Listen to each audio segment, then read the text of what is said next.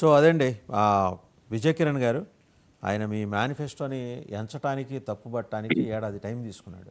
అంటే ఏడాది సరిపోతుంది అనుకున్నారు. వాస్తవంగా ఏడాది చాలా షార్ట్ స్పాన్. ఇంకొక ఏడాది ఆగుంటే బాగుండేదేమో. చాలా ఆత్రంగా ఉన్నారు ఆయన ఏదో పవర్లోకి వచ్చేద్దామని. సో మీ మేనిఫెస్టోలో తప్పులు జనాలు ఏంచే కార్యక్రమం ఏమన్నా జరిగే అవకాశం ఉందని మీరు అనుకుంటున్నారా విజయ్ కిరణ్ గారు? సార్ మీకు ప్యానల్ సభ్యులకి ప్రేక్షకులకి అందరికి కూడా గుడ్ మార్నింగ్ అండి. సార్ ఇప్పుడు జగన్మోహన్ రెడ్డి గారు ఇప్పుడు మ్యూట్లో ఉన్నారు, ఒక మాట అన్మ్యూట్ చేసుకోండి. అన్మ్యూట్ లోనే ఉంది సార్. ఇప్పుడు ఓకే అండి, ఇప్పుడు ఓకే. ఎన్నికలు జరిగిన 10 రోజులకే ఢిల్లీ వెళ్ళి గవర్నమెంట్ని బర్తరఫ్ చేయాలా, అర్జెంటుగా చంద్రబాబు నాయుడు గారిని దించాలని చెప్పి అప్పుడే ఆయన స్టార్ట్ చేశారు. అదేం పెద్ద కొత్తగా చేసేది ఏం లేదు. ఇప్పుడు నాకున్నటువంటి ఆక్షేపణ ఏంటంటే జగన్మోహన్ రెడ్డి గారు 4000 పెన్షన్ ఇవ్వలేనన్నారు, పిల్లలందరికీ తల్లికి వందనం ఇవ్వలేనన్నారు, రైతులకి అన్నదాత సుఖీభవ 20,000 ఇవ్వలేనన్నారు, ఉచిత బస్సు ఇవ్వలేనన్నారు, మత్స్యకారులకు 20,000 రూపాయలు ఇవ్వలేనన్నారు, పోలవరం కట్టలేనన్నారు, రాజధాని గందరగోళపరిచారు, రోడ్లు కాలువలు మౌలిక సదుపాయాలు ఏమీ కూడా చేయటం చేతకాక చేతులు ఎత్తేశారు. సన్నబియ్యం అడిగితే సన్నబియ్యం ఏంటండి అని చెప్పి కొడాలని గౌరవ మంత్రివర్యులుగా ఉన్నటువంటి కొడాలి నాన్నగారు అయితే నీ అమ్మ మొగుడు చెప్పాడా నా అమ్మ మొగుడు చెప్పాడా అని చెప్పి ఎటకారంగా మాట్లాడి అగౌరవపరిచారు పేదల్ని. అదేవిధంగా వికలాంగులకి పెన్షన్ రెట్టింపు చేయలేనన్నారు, ఉచిత గ్యాస్ ఇవ్వలేనన్నారు, ఉన్న కంపెనీలు పారిపోయేలాగా చేశారు, అణిచివేతలు చేశారు. వీటన్నిటికంటే మించి రాజ్యాంగానికి తూట్లు పొడిచారు. రాజ్యాంగాన్ని నిర్మించినటువంటి రాసినటువంటి ఈ భారతదేశానికి దశ దిశ చూపించినటువంటి అంబేద్కర్ గారికి అవమానం చేశారు. అంటే ఇవన్నీ చేసి మేము చేత కాదని చెప్పి వీటన్నిటిని కూడా మేము అమలు చేసే కార్యక్రమంలో భాగంగా ఒక్కొక్కటి అమలు చేసుకుంటూ వస్తూ అన్నిటికి కూడా ఒక రోడ్ మ్యాప్ ఇచ్చి చేయగలిగినవన్నీ ఇమ్మీడియట్గా చేస్తూ చేయలేని వాటికి కొంత సమయం తీసుకొని వాటన్నిటిని కూడా అమలు చేసి ప్రజలకి మంచి చేయాలనేటువంటి ఉద్దేశంతో ఈ ప్రభుత్వం చిత్తశుద్ధితో పనిచేస్తూ ఉంటే కేవలం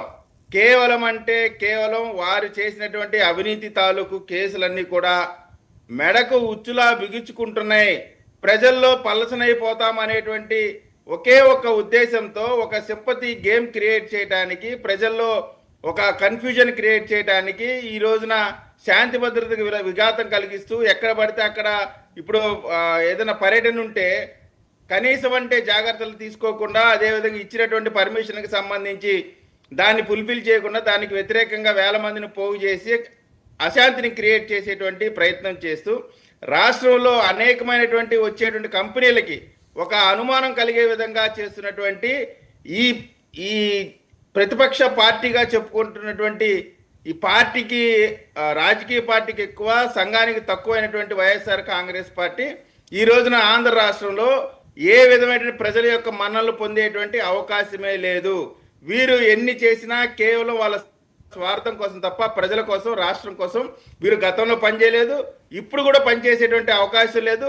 ఫ్యూచర్లో జనం వీరిని మళ్ళీ ఆదరిస్తారు అనే. విజయ్ కిరణ్ గారు ఆయన చాలా బటన్స్ ఏవో పెట్టారు, ఆప్షన్స్ పెట్టారు, మీరు కంపేర్ చేసుకోండి, అన్ని షాపులు తిరగండి, చివరికి మా దగ్గరకు వచ్చి చూడండి, ఏది ధర తక్కువ, ఏది ధర ఎక్కువ, ఏది నాణ్యత ఎక్కువ అన్నీ మీకు తెలుస్తాయి అన్నట్టు ఆయన కూడా ఒక మోడల్ ఎంచుకున్నారు. ఆ మోడల్లో ఆయన నొక్కమని చెబుతున్న బటన్స్, ఆయన కంపేర్ చేసుకోమని చెబుతున్న స్టేట్మెంట్స్, ఇవన్నీ చేసేంతటి తీరిక జనాలకు ఉందని మీరు అనుకుంటున్నారా? సార్ ఆయన బటన్ నొక్కాను అని చెప్తేనే ప్రజలు ఏమి నొక్కారో మనం చూసాం. వీరు బటన్లు నొక్కే ఈ బటన్ల ఫ్యాంటసీ ఏంటో ప్రజలకే వాళ్ళకే అర్థం కావాలో, వాళ్ళ నాయకులకి అర్థం కావాలో, వాళ్ళే నవ్వుకుంటా ఉన్నారు. ఏంద్రా బాబు 5 సంవత్సరాలు బటన్లు అని చెప్పి మనల్ని కామెడీ పీసులు చేశారు రాజకీయ నాయకులు మొత్తాన్ని కూడా. మళ్ళీ ఈ బటన్ ఫ్యాంటసీ ఏంటని చెప్పి వాళ్ళే నవ్వుకొని బయటకు వచ్చి కామెడీ చేస్తూ ఉన్నారు. ఇక్కడ ప్రజాస్వామ్యబద్ధంగా మేము వాస్తవంగా కొన్ని లేట్ అయినా ఇప్పుడు వాళ్ళు ఉన్నారండి, 1000 రూపాయలు, కేవలం 1000 రూపాయలు పెన్షన్ పెంచడానికి వాళ్ళకు 5 సంవత్సరాలు టైం పట్టింది. తల్లికి వందనం ప్రోగ్రామ్ వాళ్ళు ఇంప్లిమెంట్ చేయడానికి 1 ఇయర్ తర్వాతనే వాళ్ళు ఇంప్లిమెంట్ చేశారు. అది కూడా కేవలం ఒకే ఒక్కరికి ఇంట్లో చేశారు. కానీ మేము ఈ రోజున ఇంట్లో ఎంతమంది ఉంటే అంతమందికి ఇస్తున్నటువంటి వాస్తవే కదా. మొన్న చూసాంగా 133 మంది, 440 మంది వీళ్ళందరికీ కూడా ఇచ్చారు, ఒకే ఇంట్లో ఉన్న వాళ్ళందరికీ చూసాం. అది కూడా సార్ నిజమేనండి. మీరు చెప్పిన 133 మంది 400 మంది ఎక్కడ ఇచ్చారో మరి నాకు కూడా ఇన్ఫర్మేషన్ లేదు. ఒకవేళ ఉంటే మీరు షేర్ చేయగలరు ఒకటి. ఎప్పుడు మాట రెండోది ఇది? సార్ వారం రోజులు, సార్ 10 ఒకటి రోజుల పైన సార్ అయింది ఒక మాట వచ్చి. చెప్తా చూడండి, వినండి సార్. చెక్ చేసుకోండి. సార్ ఇంత వ్యవస్థలో ఎక్కడన్నా అంత ఒక అద్భుతంగా పొరపాటు జరిగితే పనిచేస్తుంది మీ సార్ అడ్మినిస్ట్రేషన్. వందలో ఏమండి, పాయింట్ 140 మంది, 440 మంది ఎట్లుంటారండి? ఎట్లుంటారు? విజయ్ కిరణ్ గారు కానీ శాంతం, పొద్దున్నే మంచి కాఫీ తాగి కూర్చోమని మిమ్మల్ని ఇంతకుముందే చెప్పా. మీరు కాఫీ మర్చిపోయినట్టున్నారు. కాఫీ తాగండి. ఆ 140, 440 ఎందుకు వచ్చాయో ఎతుక్కోండి కారణాలు. ఇప్పుడు ఒకే నేను ఇంట్లో అదే చెప్తున్నాను సార్. ఒకే అదే తల్లి బిడ్డలు చెప్తున్నాను. 140 మంది మీరు- ఎట్లుంటారు సార్? సార్, చెప్పండి. మీరు చెప్పింది తప్పు పడట్లేదు. ఎక్కడన్నా పొరపాటు జరిగితే ఖచ్చితంగా వాటినన్నిటి కూడా రెక్టిఫై చేసుకుంటాం. మరొకసారి అటువంటి జరగకుండా జరిగిన తప్పును కూడా సార్ మేము బాధ్యత గల ప్రభుత్వం అండి. ఒకరు చెప్తే వినేటువంటి ప్రభుత్వం. తప్పును తప్పుగా ఒప్పుకుంటాం, ఒప్పును ఒప్పుగా ఒప్పుకుంటాం.